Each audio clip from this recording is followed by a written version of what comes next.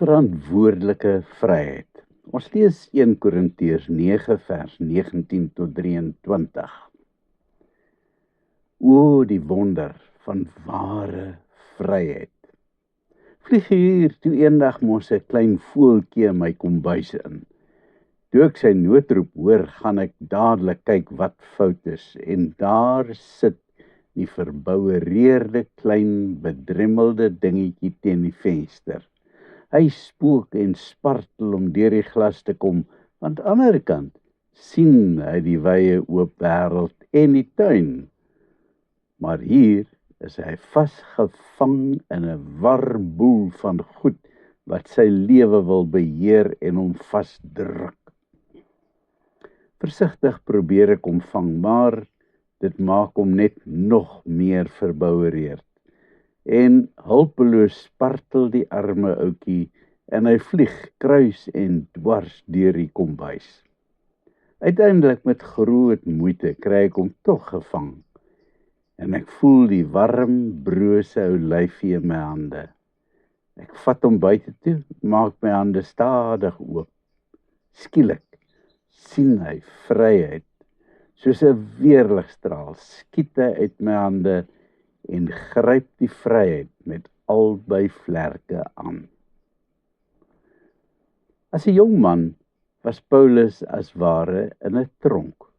Nou nie een met mure en fisiese kettinge nie, maar een met reëls en regulasies, rigiede moeds en moenies. Hy het nooit uit hierdie tronk probeer ontsnap nie, maar juis homself al dieper en dieper hier ingegrawe. Stringe en stringe wette het hy uit sy kop geleer en elkeen daarvan het hy streng en bitter noukeurig nagekom, tot in die fynste detail. Voor daardie dag, naby Damaskus, toe Jesus hom gekonfronteer het, was Paulus 'n fariseer. Eintlik was die fariseërs nie slegte mense nie, maar baie goeie mense wat probeer leef het volgens God se wet. In hulle pogings het hulle egter so verstrik geraak in tradisies en mensgemaakte wette dat hulle totaal die sin van alles, liefde, misgekyk het. Toe kom maak Jesus daar by Damaskus vir Paulus vry. Hierdie vrymaakproses het nie sonder sy pyn en trauma gegaan nie. Dit het vir Paulus etlike jare geneem om aanvaar te word en om die ware omvang van sy nuwe vryheid te verwerk. Vryheid bring egter verantwoordelikheid mee. Toe ek daai voeltjie losgelaat het, was sy eerste prioriteit om van die gevaar af weg te kom en veral om die kat te vermy. Vir Paulus het sy vryheid 'n ander soort verantwoordelikheid meegebring. Sy groot passie in die lewe was om ander mense ook daardie vryheid te gee wat hy gekry het. En hierdie taak het hy al sy krag en energie gesit. Soms het dit selfs beteken dat hy van sy eie vryheid moes prysgee, net om dit vir ander te kon gee.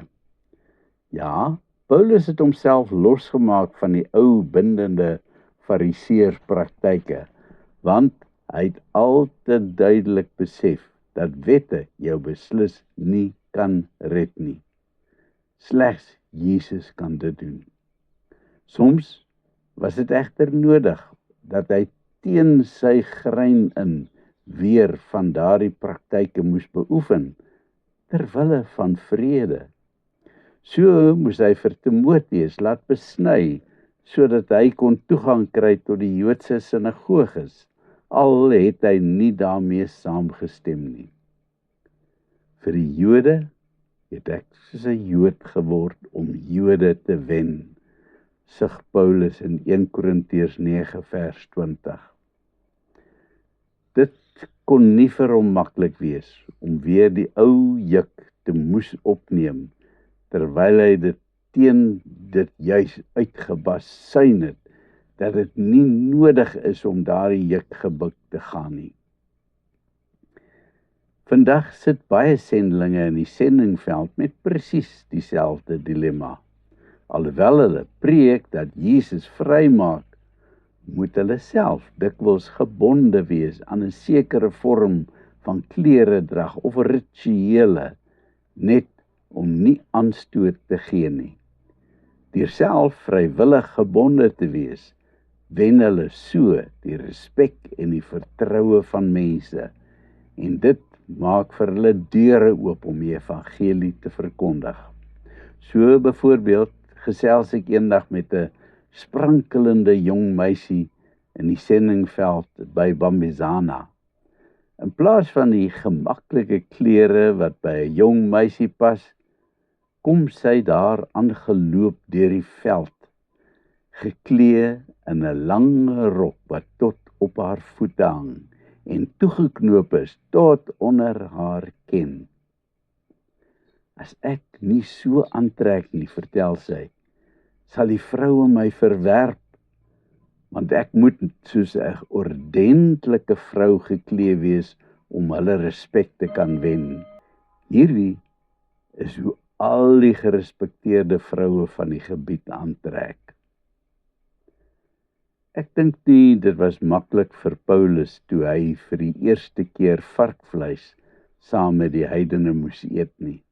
Dit was immers van kleins af in hom ingedrul dat jy niks onrein mag eet nie. Maar hy moes al sy vinies prysgee ter wille van die evangelie. En wanneer iets vir iemand 'n probleem was, moes Paulus daarby aanpas, net om siele vir Jesus te kon wen. As gelowiges het ek en jy daardie wonderlike vryheid gekry waarvan Paulus praat. Maar saam met die vryheid kom daar ook 'n sekere verantwoordelikheid.